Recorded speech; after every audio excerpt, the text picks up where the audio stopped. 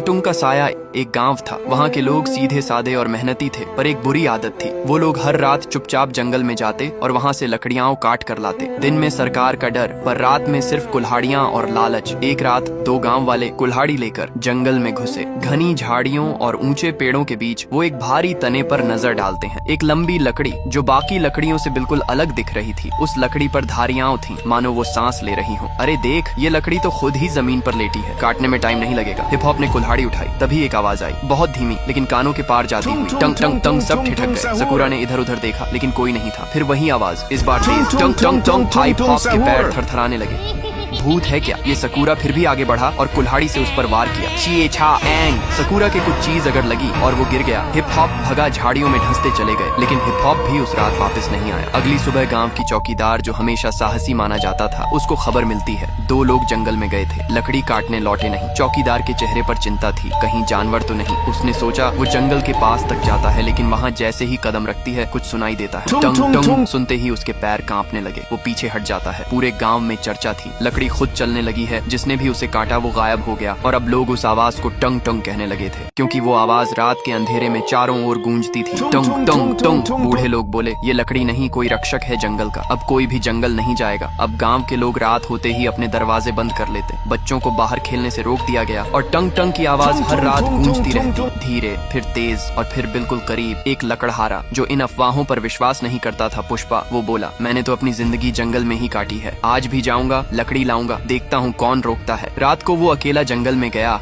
और कुछ घंटों बाद उसकी चीख सुनाई दी, बचाओ, ये कोई लकड़ी नहीं, ये जिंदा है। फिर उसका कुछ पता नहीं चलता। चौकीदार ने अब ठान लिया था, ये सिर्फ कोई अफवाह नहीं, कुछ है वहाँ, कुछ ऐसा जो हम इंसानों को रोकना चाहता है। वो बुजुर्गों के पास जाती है। एक बूढ़े बाबा कहते हैं, वो लकड़ी नहीं, जंगल का राजा है। टंग टंग न वो आदमी है, न जानवर, न भूत है, न देवता, वो जंगल की आत्मा है। जब भी किसी ने जंगल को नुकसान पहुँचाया, वो टुंग टुंग बनकर लौटा। चौकीदार अकेली जंगल के पास खड़ा था। हवा तेज हो रही थी, पेड़ हिल रहे थे, और फिर वही आवाज, टंग टंग। झाड़ियों के बीच से वो आकृति सामने आई, लकड़ी का बना एक इंसानी आकार, बिल्कुल सख्त, पर आंखें जल रही थी। चौकीदार की सांस रुक गई। वो देख रहा था जंगल के रक्षक को, लकड़ी के राजा टंग टंग को। टंग टंग कुछ नहीं बोला, सिर्फ एक बार जोर से गूंजा, टंग टंग, और जंगल की जमीन कांप उठी। पुष्पा भागा नहीं, लेकिन उसकी आंखों में पहली बार डर नहीं। सवाल था, क्या ये राक्षस है या रक्षक? ये वीडियो फ्री फायर को टैग करो पार्ट 2 के लिए।